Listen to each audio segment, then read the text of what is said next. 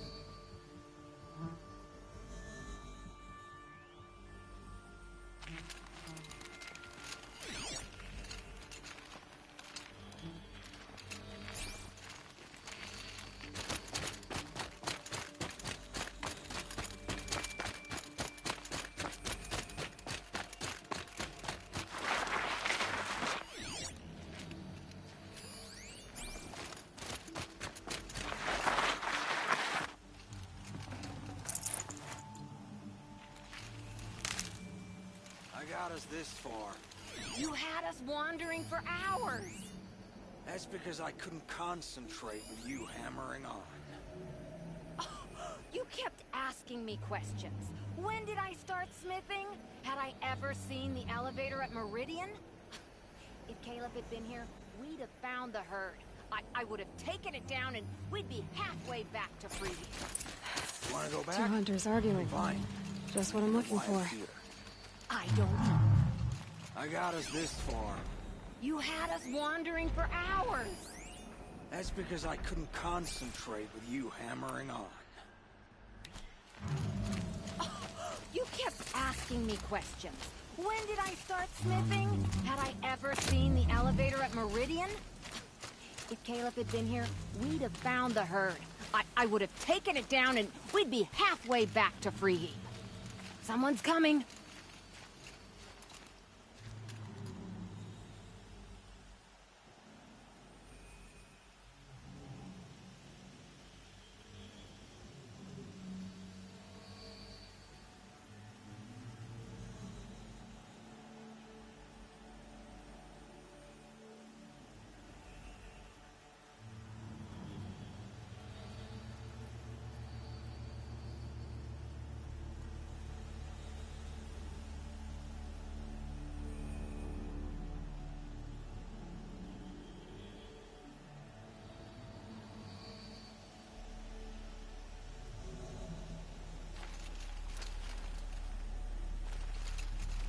Are you Jagrees and Balaja?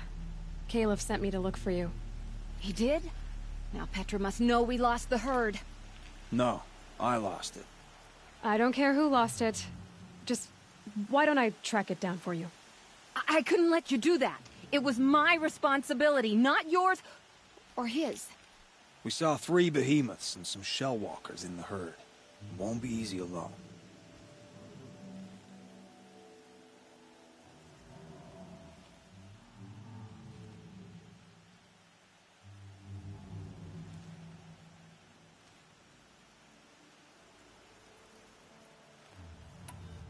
All right. Where did you last see the herd? Up on that ridge. We'll follow you. Wait! Take these arrows for the hunt. Thank you. Let's go.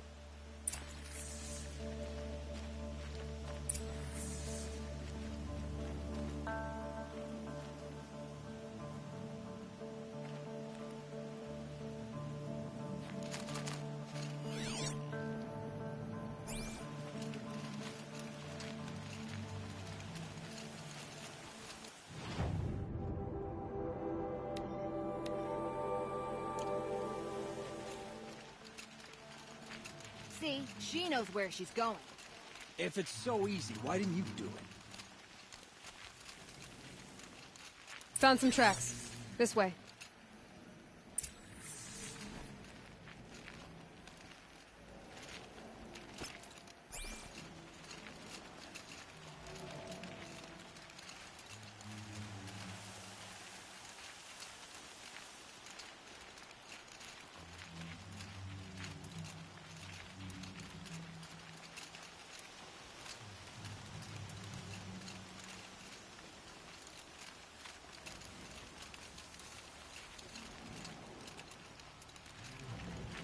To be honest, I would have followed these tracks in a circle.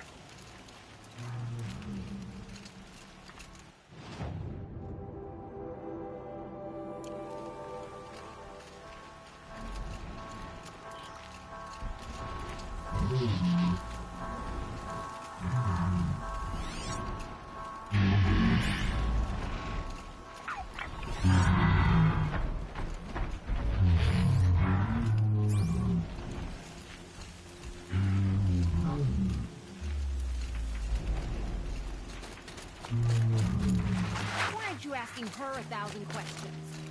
Why would I? Oh, so you only question what I'm doing. Lucky me. Can we focus on the hunt?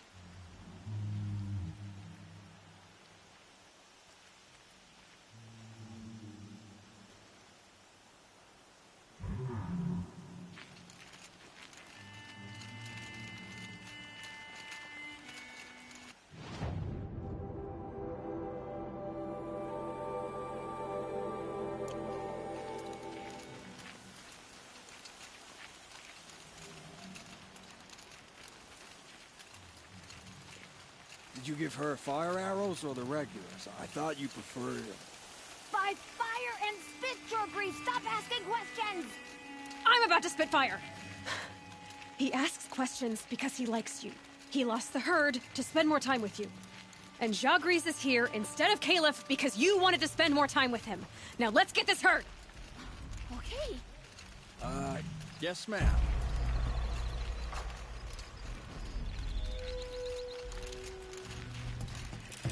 Get ready.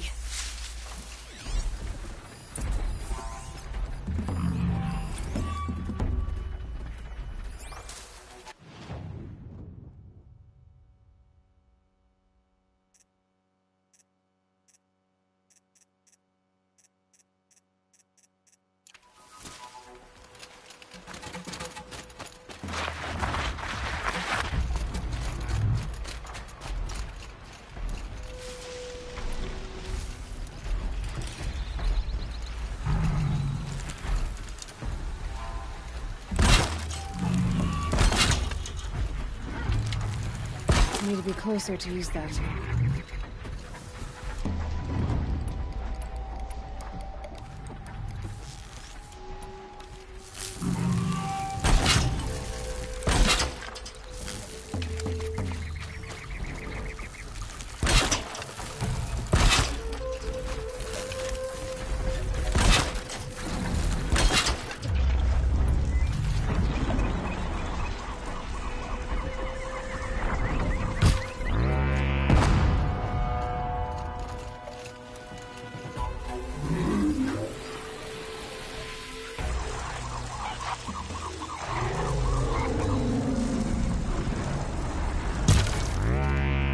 Down you go!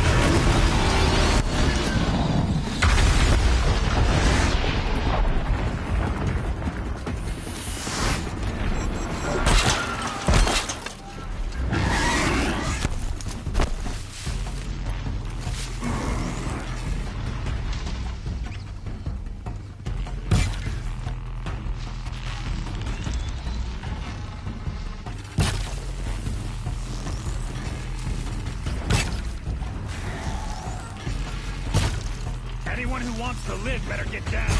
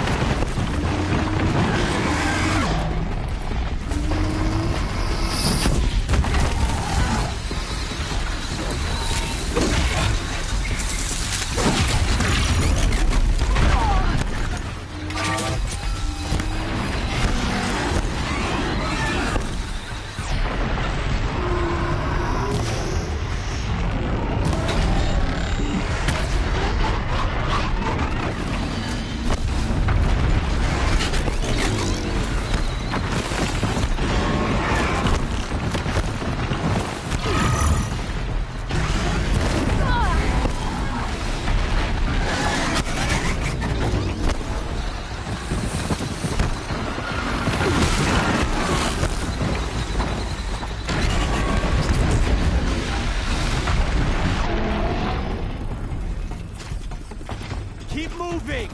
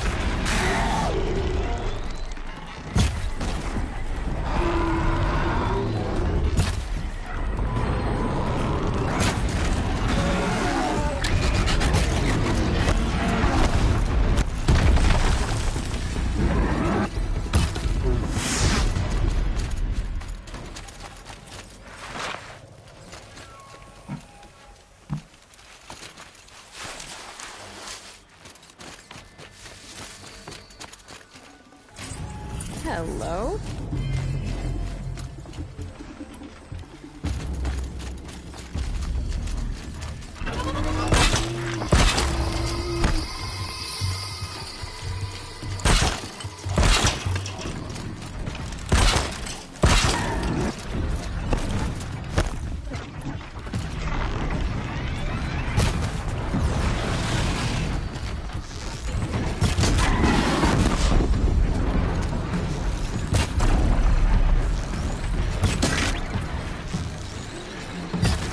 Remain sprint.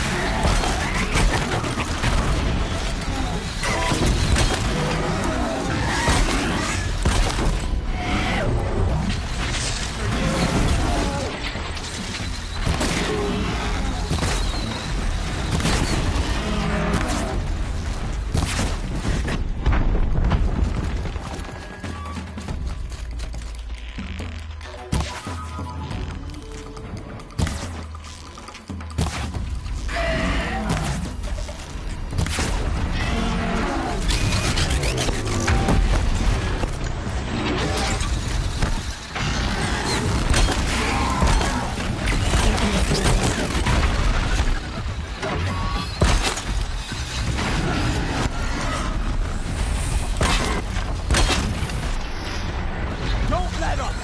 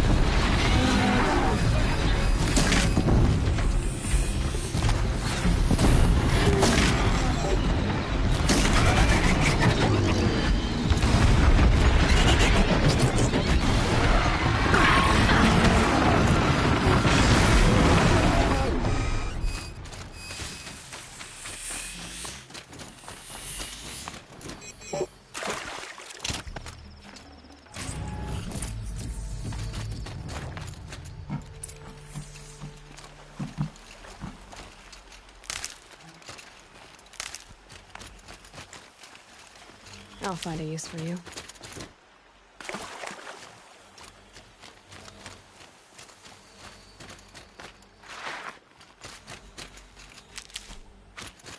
Sure agrees. I didn't know. I thought you were questioning what I was doing. Like I had to defend myself. I would never. I just wanted to know more about you. I like the sound of your voice. When you're yelling.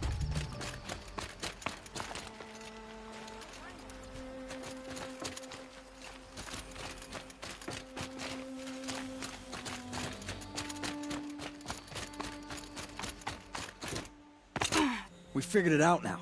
Baladia and I, how we're gonna be together.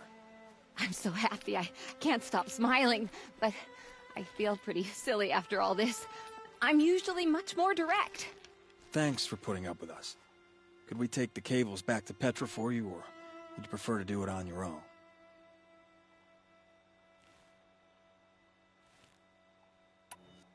I'll take the cables to Petra. You had enough Fafos already? We could use a bit more time alone with each other. Thank you so much. And, don't wait up.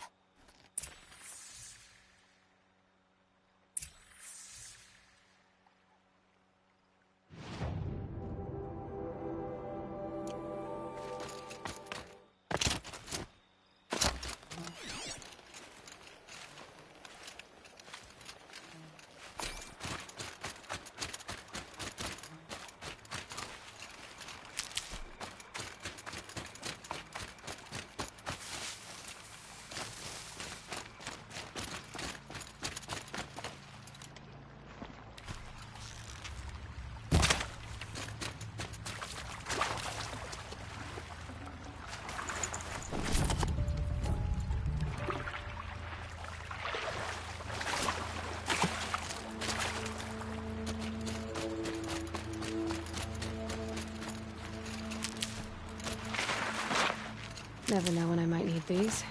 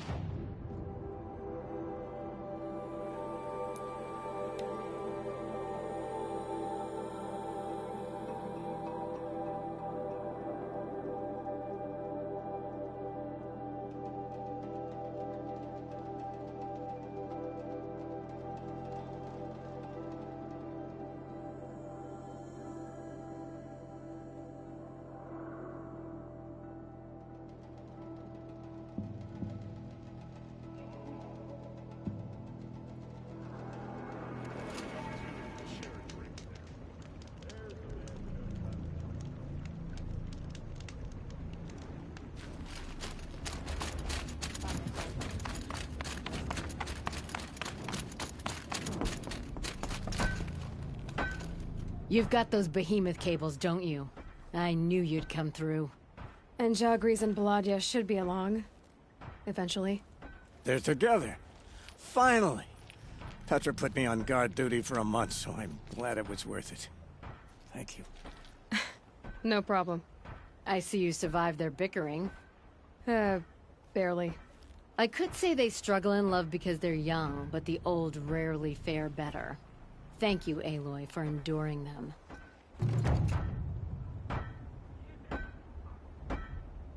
We may not see Jorgris and Balaja before tomorrow at this rate.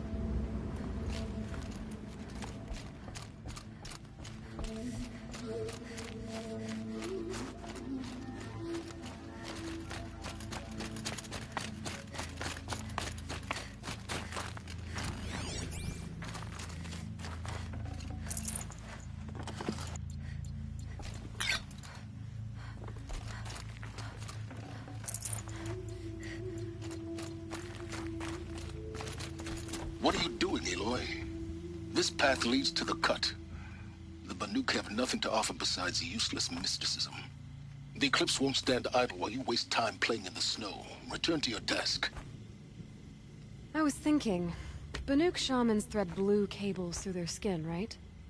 Kind of like someone else we know, huh? So maybe the real reason you want me to stay clear of the Banuk is to stay clear of your past. It's the ancient past that concerns me, Aloy, not my own. Which is why you should stop prattling and get back to what matters. But as usual, you'll do as you wish.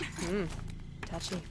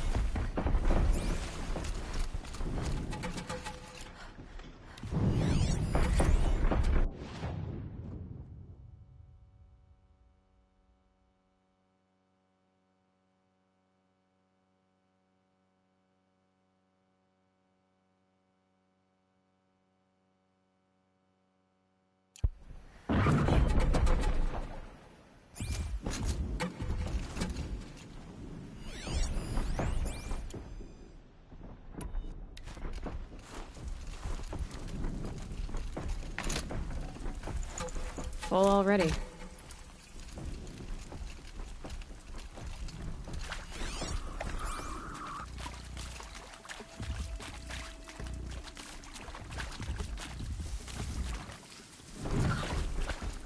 This one's a new predator. Can see the heat coming off it.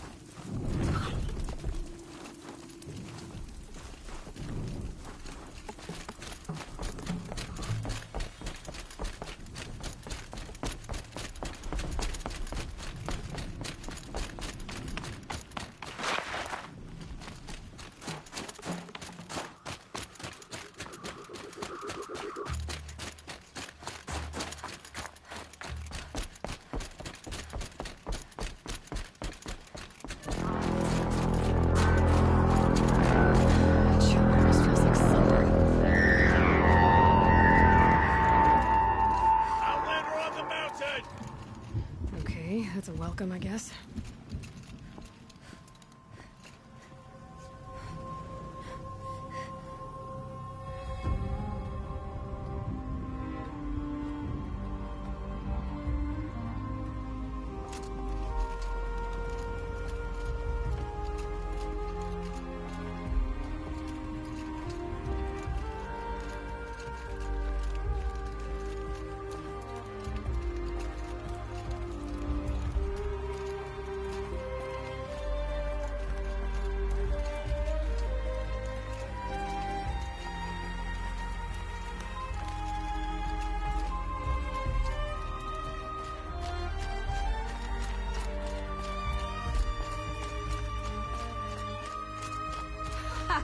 You sure you'll be warm enough up here, Nora?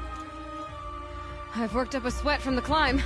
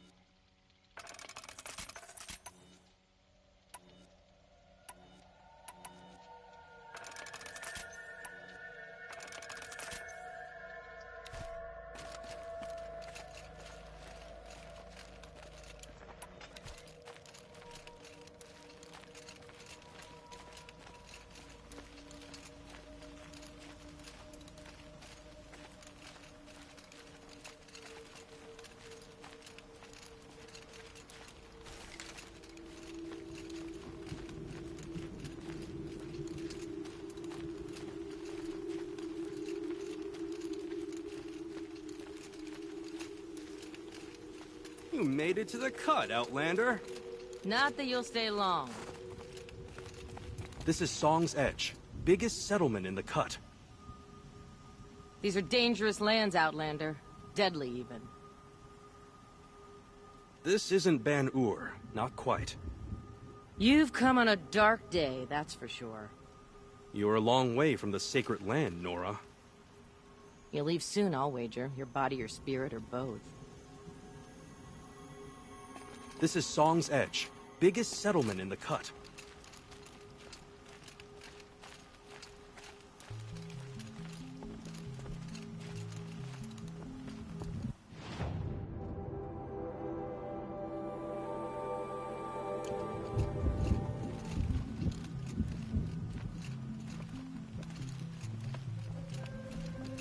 Smoke rising from the mountain. And the village, too. What's it for?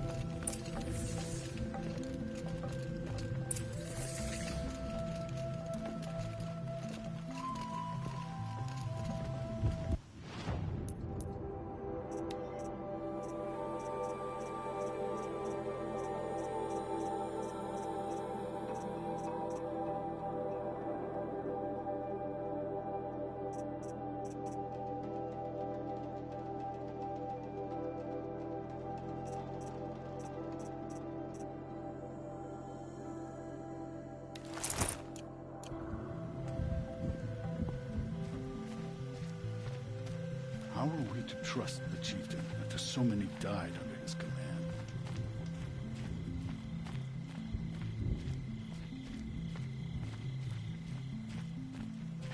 I do not think that our hunter's blood is on Aratek's hands. He led them to a great challenge. That is all.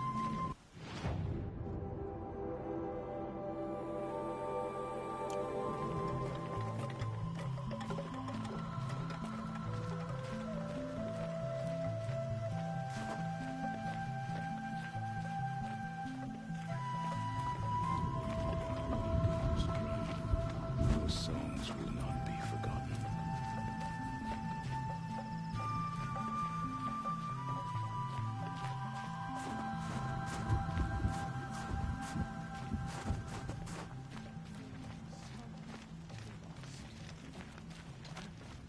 Must be something big going on. Most of the village is moving towards that smoke. Trust Urea, they say.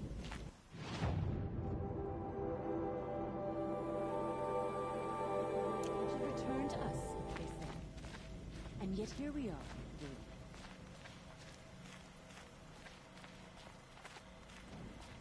The young hunters have learned a lesson from Thunder's drum. Sometimes, loss is the price of survival times like these. Let's not forget the importance of ceremony.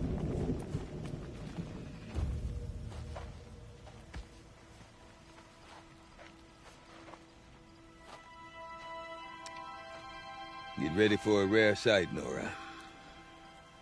Bergrind, purveyor of necessities. Most of the time, the Banuk burn their dead. But not today.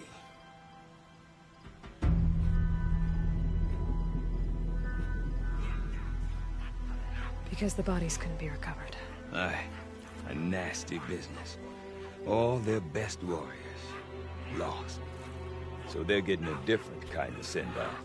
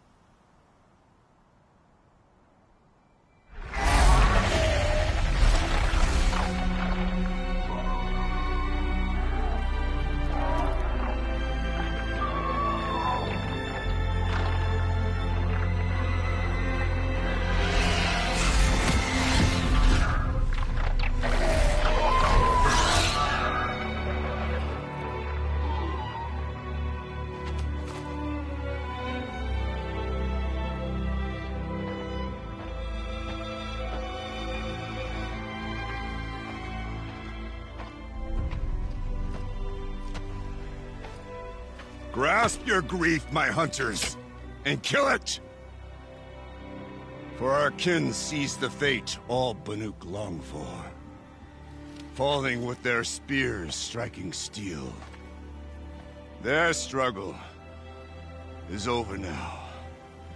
You have witnessed their spirits rise up into the blue sky, and beyond to the blue light. But our struggle is only beginning. Soon, we will again take up the hunt against the daemon that frenzies the machines against us. And so I ask you, can you summon the courage of our fallen kin? Will you fight and die as well as they did?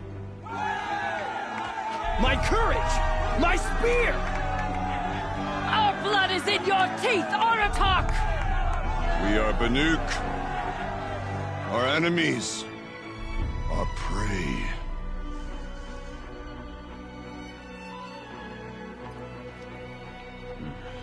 The daemon. That frenzies the machines. Machines that wiped out their best. And what do they want to do? Go back up there. Fools. A little advice, for free. Aloy. Aloy. I've been up here for 2 long winters, and I still can't make sense of the Banuk. Take this ruckus. It started with one of their shamans, Aurea, spouting on about spirits and demons up on Thunder's drum. So they march their Warwick up there, and half of them get slaughtered by machines. When Aurea vanished, I thought the crazy might have gone with her, but no. Here's Big Aratak, gearing them up to do it all over again.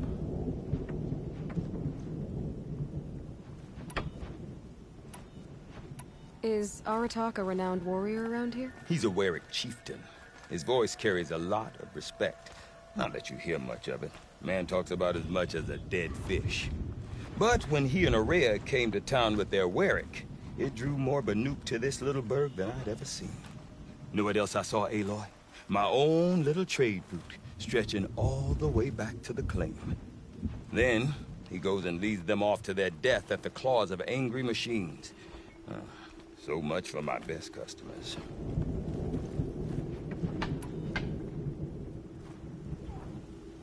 What is it about the Banuk you can't make sense of? Well, everything's a test to them. A hardship to endure. A challenge to survive. Seems like they don't have much of a choice in a place like this. Yeah. A land cold enough to crack teeth, filled with wild animals. You think they'd accept a little reasonably priced aid. Well, believe me, I've tried to convince them. But a Banuk with nothing left to prove might just lie down and die. And Aurea is the one who spoke about this daemon? That's right. Told Aratak and the others that it lives up on Thunder's drum. And they believed him. But you don't. Look, I don't know what Aurea found up there. A shaman's not going to talk to an outlander. The machines in the cut are getting more vicious, that's a fact. It could be because of the daemon, or it could be because they all got indigestion, for all I know. But Aurea's not around to explain. She took off, and no one knows why. Have you ever heard of a man named Silence? Tall, deadly serious, cables in his skin, like a shaman? I've heard that name once or twice, but always whispered, like some boogeyman the Banuk want to forget. I'm not sure what went down, but I got the impression he messed with the Conclave, or they messed with him. Conclave? All the most important shamans gather in Banur from time to time to keep up with the latest mumbo-jumbo. No idea how they all fit into one tent without those crazy headdresses getting locked up on each other. Aurea's been to that shindig, but when I asked her what it's like, she just gave me a dirty look. So if you want to know more, you'll have to find her and make her like you, I guess. Good luck. What are these Warwicks about, Bergrand? Some sort of tribe within the tribe? Not like our clans back home. You don't get born into these things. They hold tryouts. Prove your best at something and you might get a place. Some Warwicks come and go. Some last as long as metal. The whole Banuk territory, Banur, is just a bunch of the biggest, oldest Warwicks. I'm not sure if I'm less confused or more confused. Well, here's the sure thing. Each Warwick has a chieftain and a shaman. They make the decisions. All well and good, except the chieftains are hard-headed, and the shamans have their heads in the clouds. You said you've lived out here for 2 winters? Aye. Back home, some fur traders told me about this steel-forsaken heap of tents. Good location. Ripe for change. We were barely scraping by until this place started filling up for Aurea. A great prophet is coming, they said. I heard prophet. Honest mistake. Not that the Banuk are stingy, they just prefer to keep trade among themselves. We could get through to enough of them. We could really put this place on the map. Or at least on a map. We? Me and my daughter.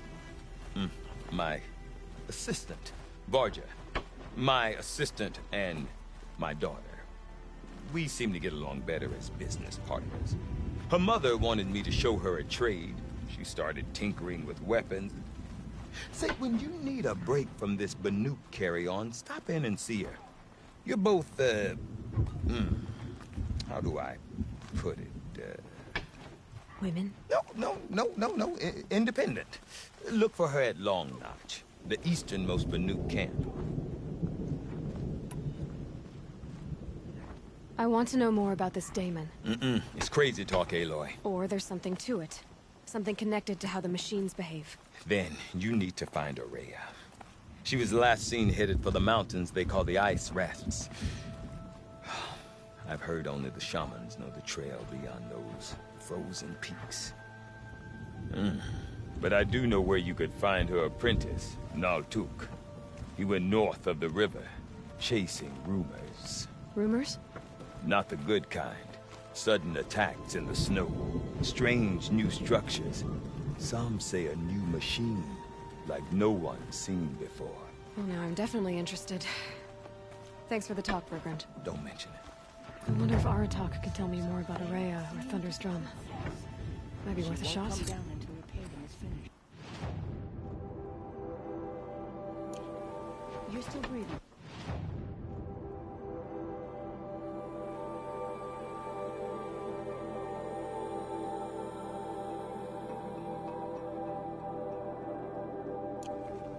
Good.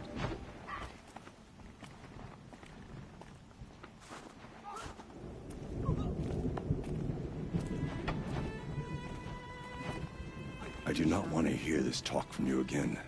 Doubt is heavier than a week's snow. Forgive me, my chieftain.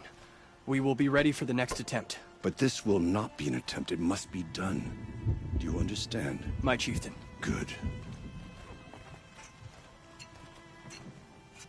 Outlander, I suppose you wish to speak?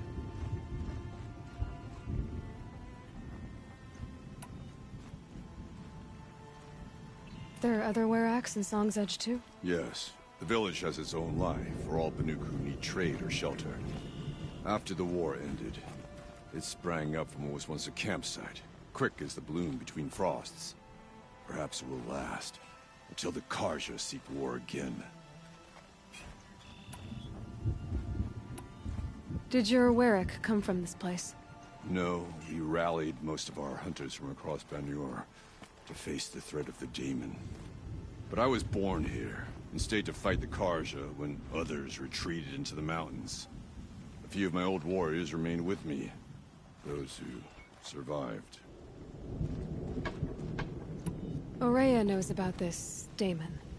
Where would I talk to her? She does a shaman's work. That is not for the eyes and ears of others. Certainly not an Outlander's. This Damon you talked about. If you are hardy enough, you can venture out and see the signs yourself.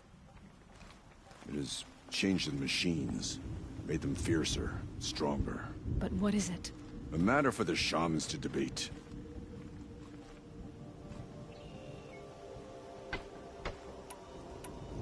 You're set on going back to the mountain? I have put my word to it. Even with the risks being so great? The risk of what? Death? It would be a worse fate to bow our heads to the challenge and say too much. Well, I guess that's it then. Good. I prefer deeds to words. Right.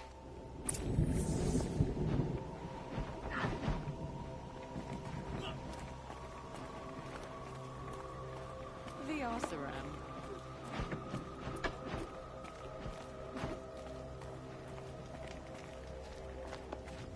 I've no interest in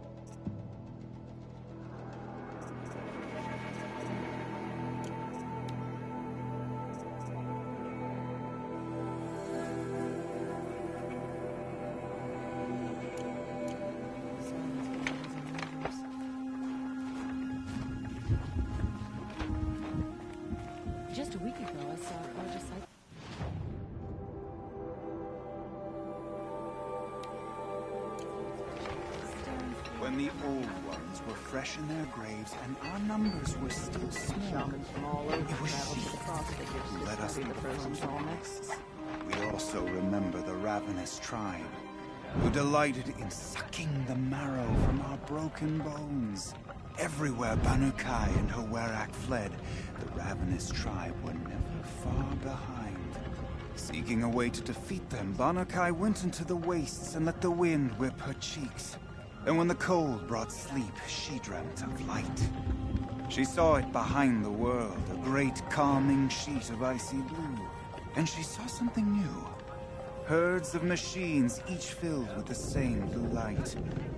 When she woke, she knew which star to follow. She walked for many days and nights until she arrived at a temple built from sparkling ice. At the gates of the temple, she was met by the machines from her dream, who bowed to her as she entered. Inside, Banu Kai discovered the blue light bubbling from a hole in the snowy earth like a spring. "You bid me come," she said. "My people need aid. Will you provide it?" The machines whispered to Banu Kai. "We go where the light goes, for we are its chosen vessels. There is darkness in your heart. It cannot hold the light for long. Carry it to your people if you must, but the cost will be great." Banu Kai waded into the pool. The light reared like a nest of snakes and struck Banu Kai, piercing her skin, filling her up. Banu Kai did not scream, though she was in agony. Banu Kai did not collapse, though her limbs shook. She climbed from the pool and carried the light inside her. She marched toward home, and the machines marched behind her. As she walked, the light struggled to push its way out of her, but the machines were there to aid her. She sewed her body shut with their cables, patched herself with their metal, and kept the light within. When she arrived, the forces of the ravenous tribe had surrounded the camp. Although the light had left her with 1,000 wounds, Banu Kai charged. And because she held the light, the machines followed. The ravenous tribe killed many, but those in camp rushed to join the battle. They gathered pieces of the fallen machines and from them fashioned weapons. And it was with these that Banu Kai's people repaid the suffering the ravenous tribe had wrought upon them. When quiet descended, Banu Kai finally fell. The machines bowed their heads, and Hawerak wept. The light she'd held within her drifted from her wounds and rose to the sky, and for just a moment, before life left her, Banu Kai knew the truth of the blue light, and she felt peace. We remember Banu Kai, the first to crawl from the cave beneath the world, brought the machines to us. When we speak the name of our tribe, we remember her. And we will not forget.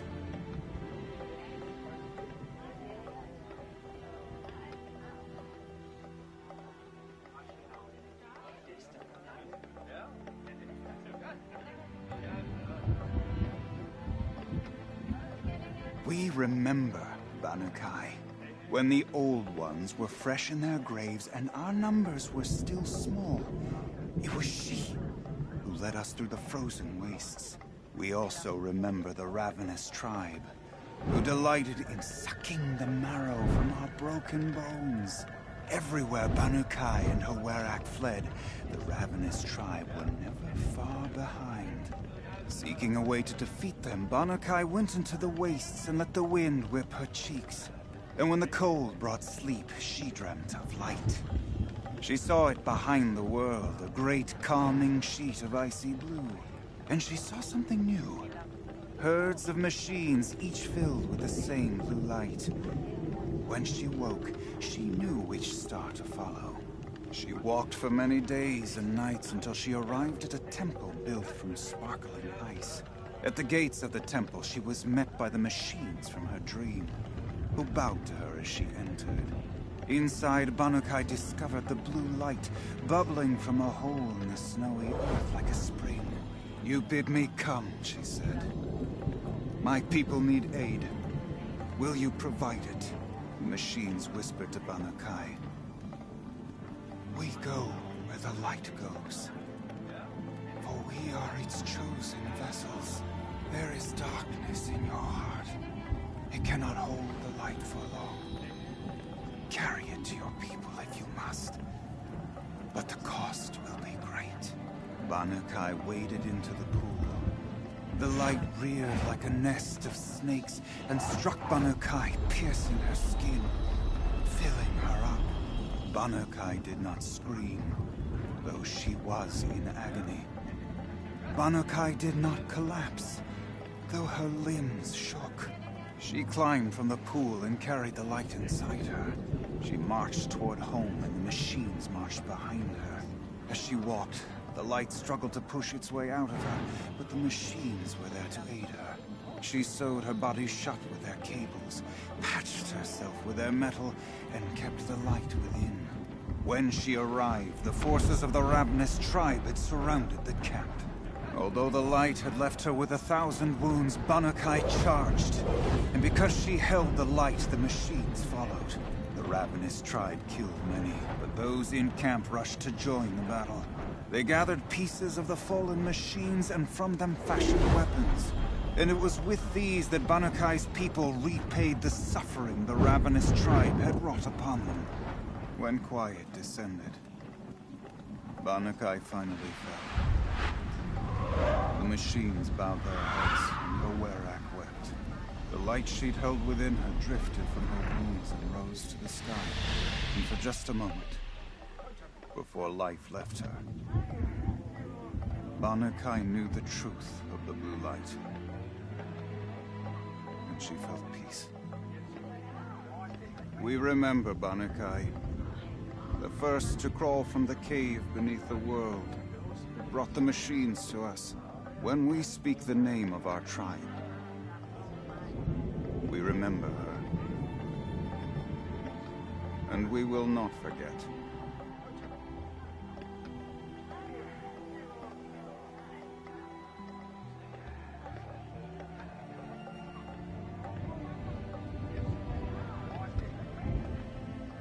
We remember Banu-Kai.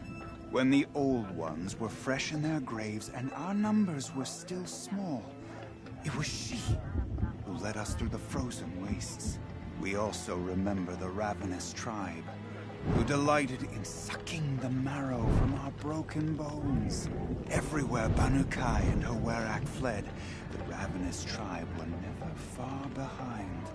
Seeking a way to defeat them, Banu-Kai went into the wastes and let the wind whip her cheeks.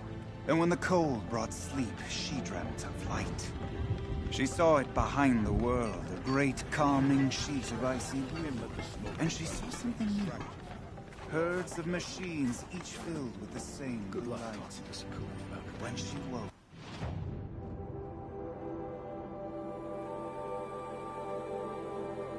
she knew which star to follow.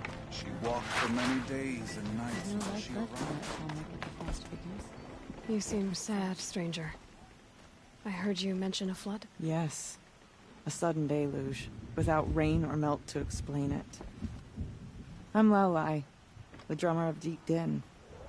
Or at least I was, until it disappeared under the waters. Deep Din. What's that? A hollow, carved out by the old ones.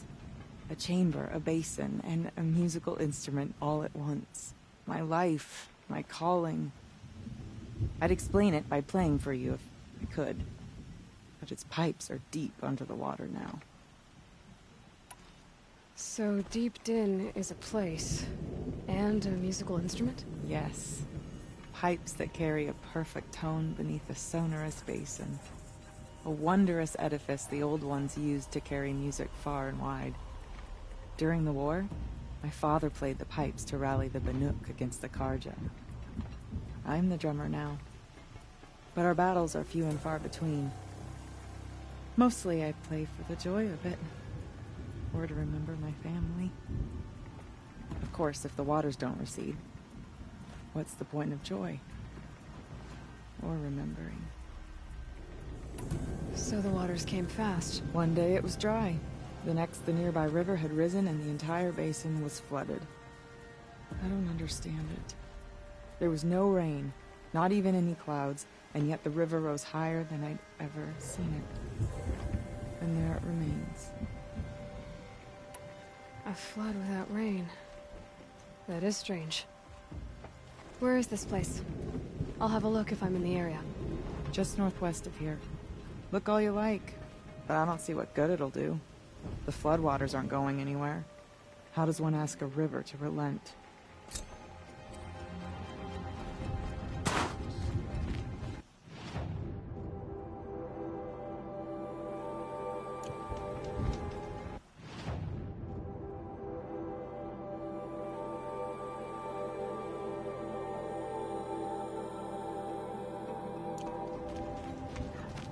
These new carja offer peace to the Banuk. None will forget the red raids. Perhaps whatever's happening in Thunder's Drum is not enough to bring down the Banuk. Okay, if I want to learn more about how this daemon affects the machines, I've got to find Araya. And to do that, I need to talk to her apprentice, who followed the river north. Outlander, wait a moment. That weapon of yours, Outlander, that spear. I can see the blue light upon it. This? It was made by an acquaintance of mine. Ah, a shaman. No. More of a tinker? A tinker does not understand the spark in the metal, the song in the metal like this.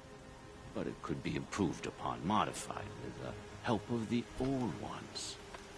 Far north of here, there is a cave, a shaft in the snow. Within it is a nest of metal birds. Find a bird that hasn't been stripped by shamans past. Look for a rail inside it, the length of your spear.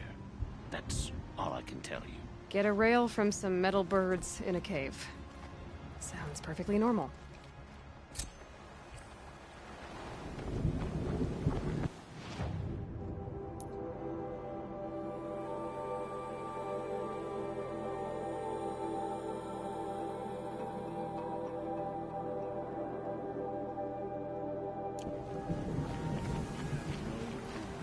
One day become chieftain. Why even call yourself Banuk?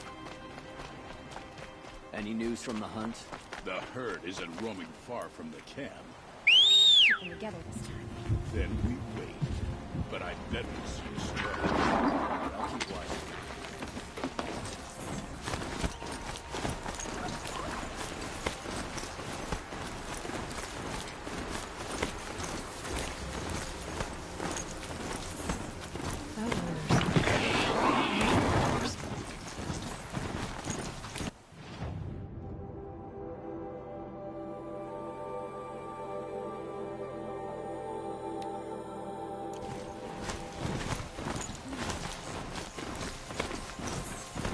Brogren said Araya's apprentice went north of the river. Hopefully not too far.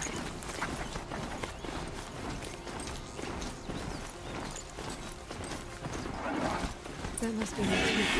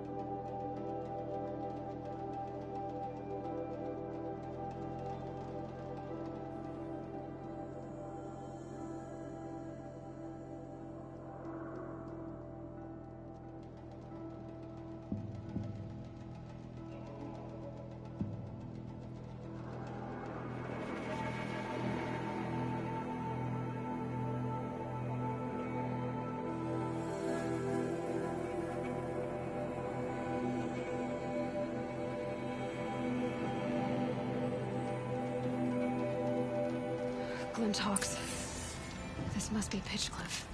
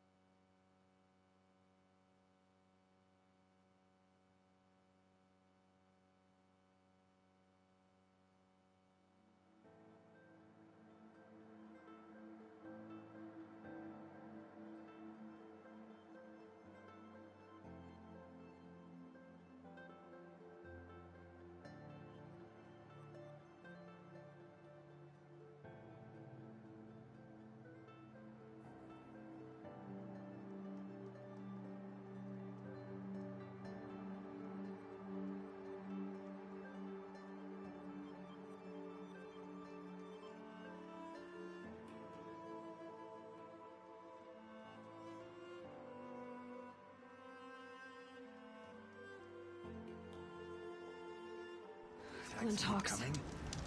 This must be Pitchcliff. We can't let this happen again.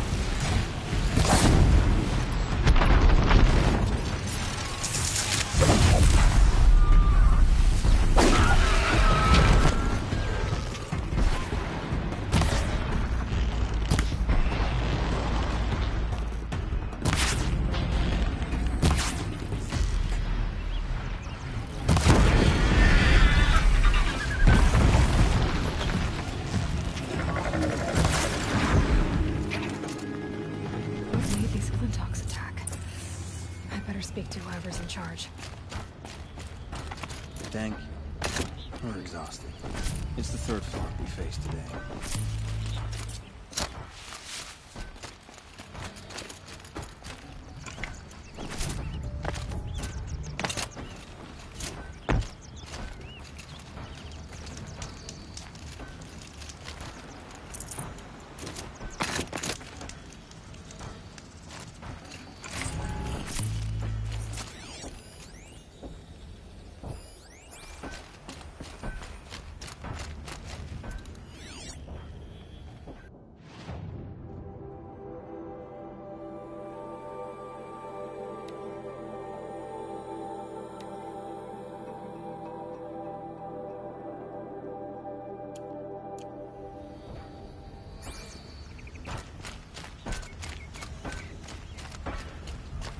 Glad you're on our side.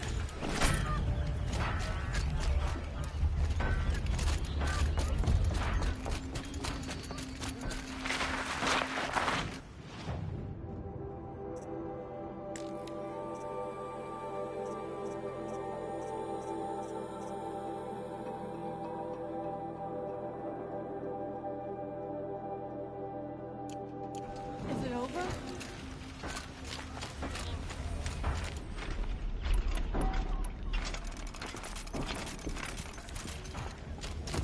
Any one of us could die.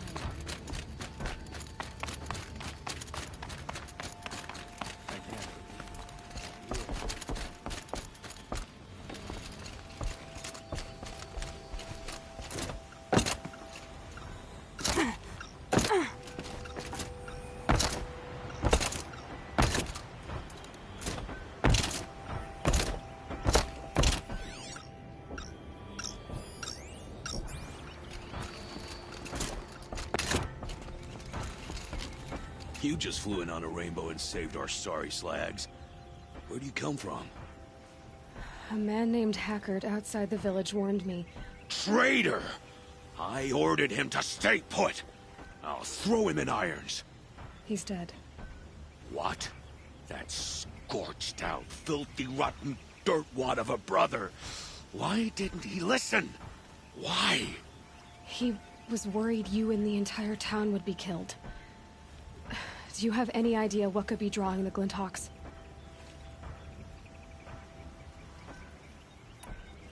Has anything changed that might have lured the Glinthawks? Have you left machine scrap lying around? No. Us around use our scrap. Not like the Carja. They only keep the pretty parts. So the Carja have been leaving scrap around? Here? Never. If a Carja wasted scrap on my watch, I'd pick it up and make him eat it. Why do you think the Carja have anything to do with the Glinthawks? We built this outpost to protect against the Carja. Now they're coming here to trade. Fine. Their shards are as good as anyone's. But everyone knows that they want this place. Come to think of it, they want every place. But how could the Carja have brought on the Glinthawks?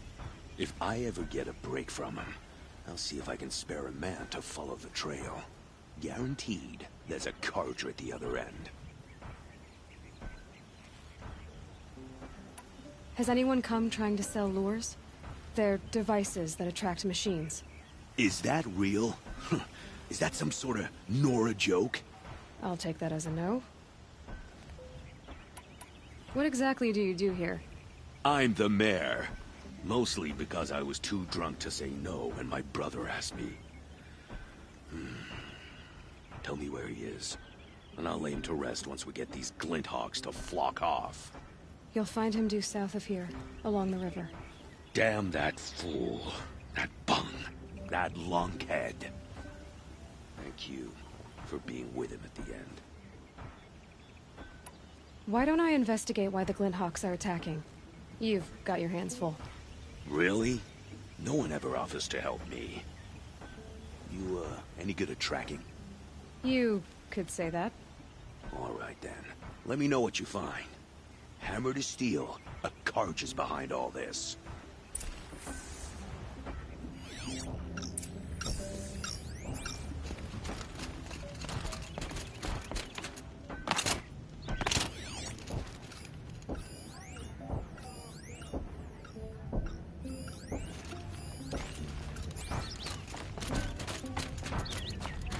this.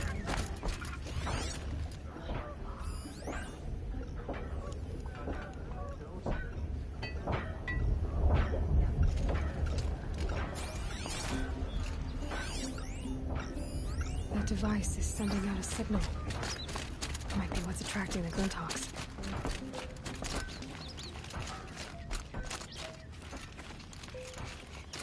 Turn off! Turn off!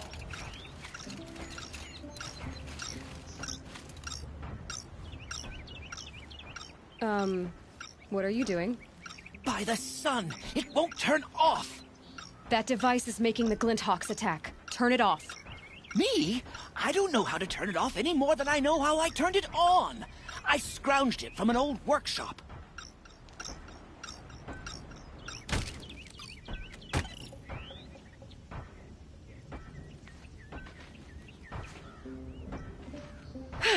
Well, that should do it. Now start talking. Why are you scrounging gear you don't even understand? My customers demand extraordinary pieces best found at the fringes of civilization. My tales of adventure only increase their value. Where others only dare tread, I flourish. No mountain climbs too high that I can't mount it. My trade demands sacrifice. Including the sacrifice of innocence? Those Glinthawks swooped down and attacked everyone. I didn't mean for that to happen. I sought only to sate the appetites of rich nobles who never leave their mansions. You mentioned you found the device in a workshop? Yes. I camped out atop the snowy eastern ridge. No easy climb, even in my best years. But I girded my... Enough. Were there any other devices at this workshop? Abandoned equipment, the likes of which I've never seen. A peculiar silo remained impervious to my attempts to open it. As I searched, I wondered how many secrets lie hidden in this world, as we, in our ignorance, go about our daily... Your point? Oh, no, I didn't see another device. But one could still be there, waiting to unleash its horrors. Did you know this whole time that that device was luring Glinthawks? By the sun, no! I stashed it here for a while, but when I came back, I was nearly beheaded by one of those flying terrors. This device is dangerous. I have to find that workshop and make sure it's the last. Where is it? On the eastern ridge, just beyond my campsite. But after I descended from the workshop, a cracking above me signaled my doom. I dove into the river mere moments before an avalanche took out the path. You can't reach it now. The climb is too perilous. I'll take my chances. You just stay away from that workshop and try not to cause another mess.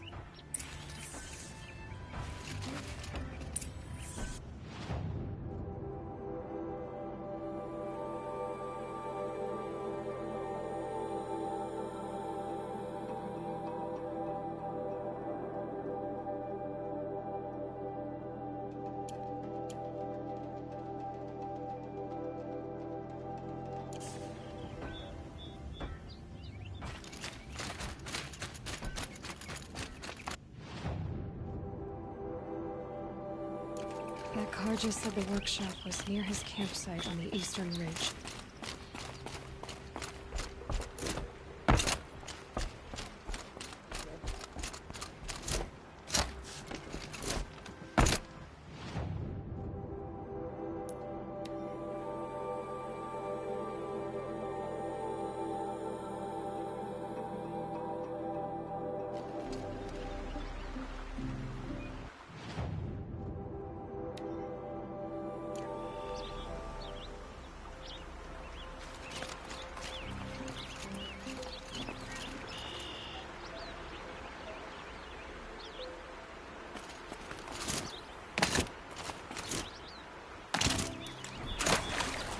Snow.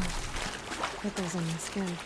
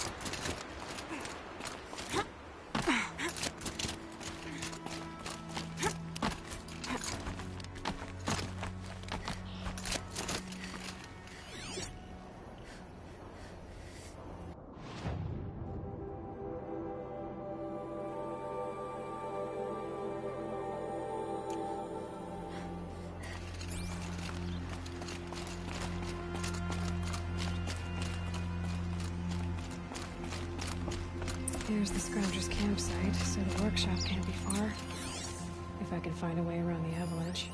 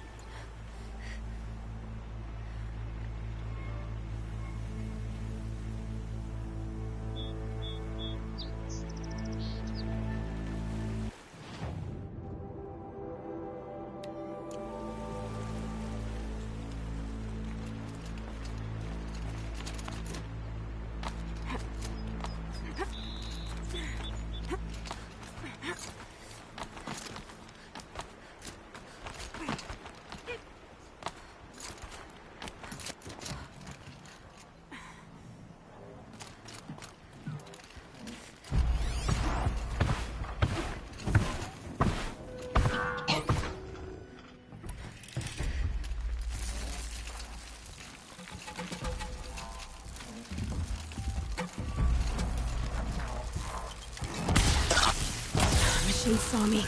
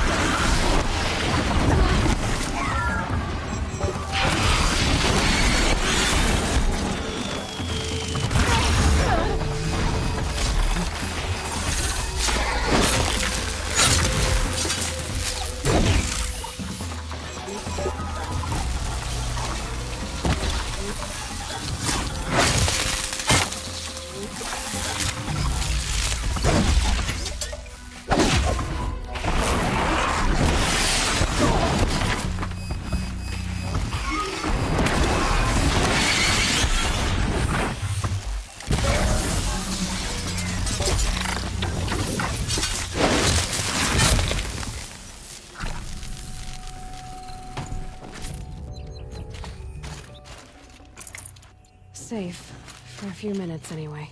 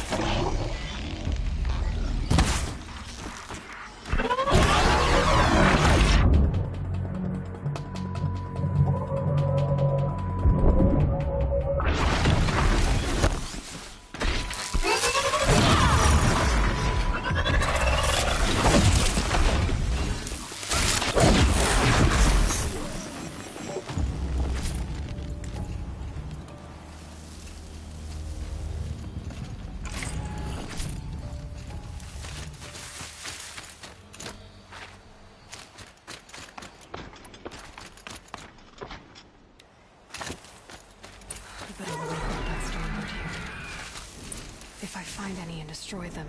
The machine should leave.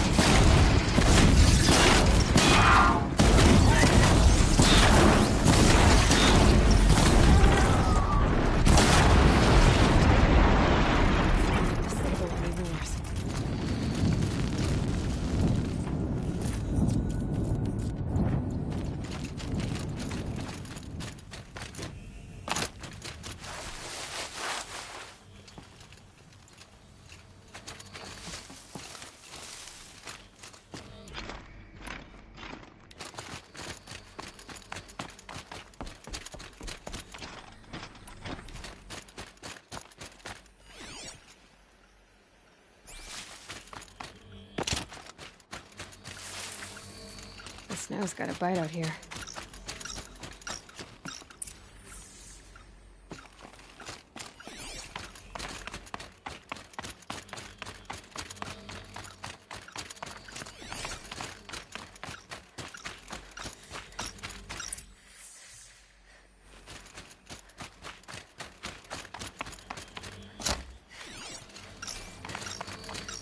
Done.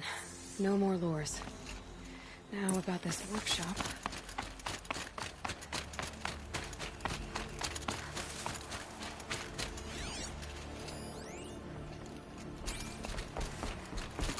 So Dervahl was behind these lures. Brilliant. And dangerous. Now to bring word back to Pitchcliff.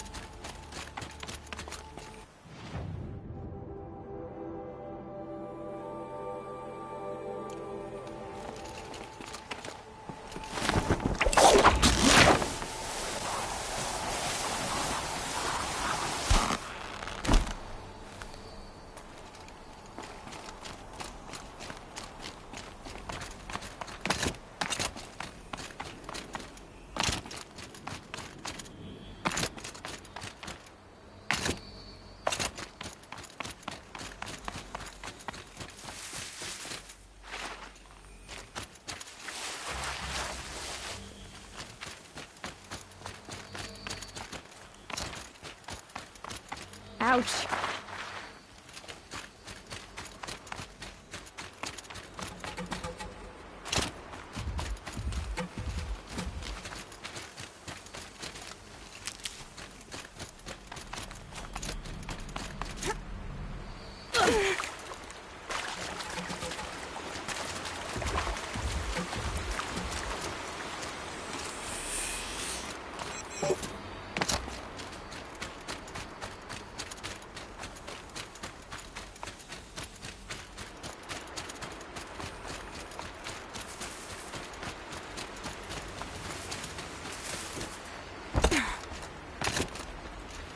Saving these for the trail.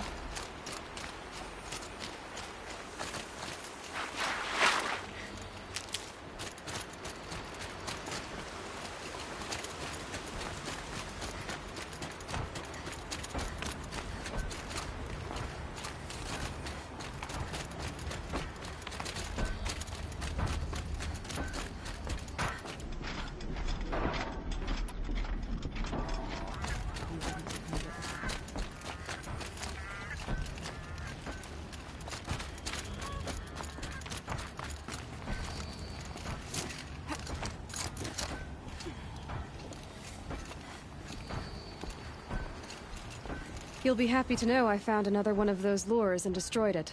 Should be the last you'll hear of it. By fire and spit, you went above and beyond. How do you know there won't be any more? The workshop where I found it was long abandoned. You're safe. Good. My troops want to spit and shake your hand, as my brother would have. On behalf of Pitchcliff and my family, I thank you.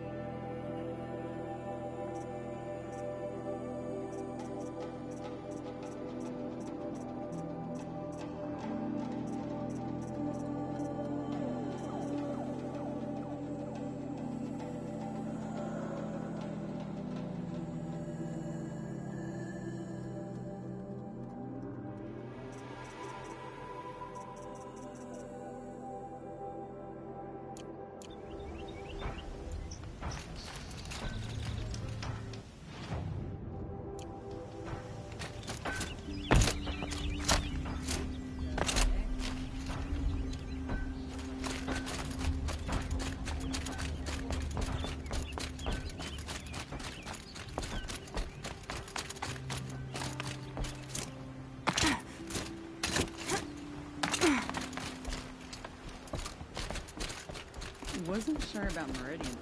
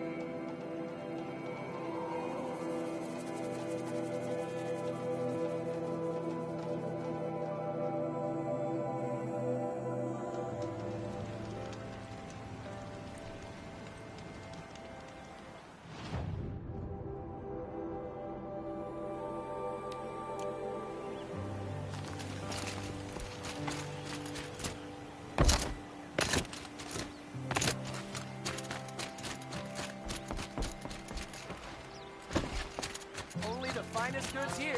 See for yourself.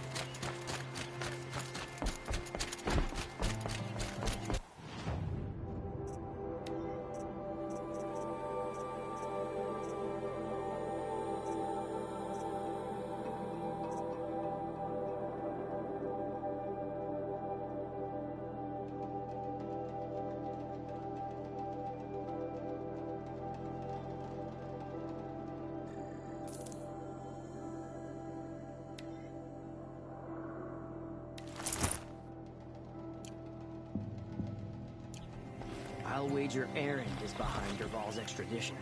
Osir.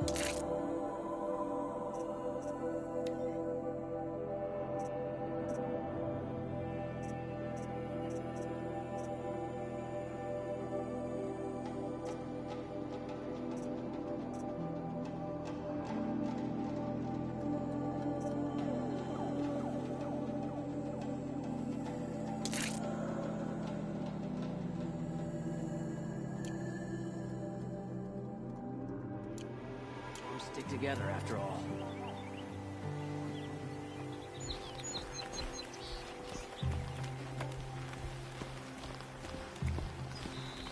Don't forget to stock up before you're on the road.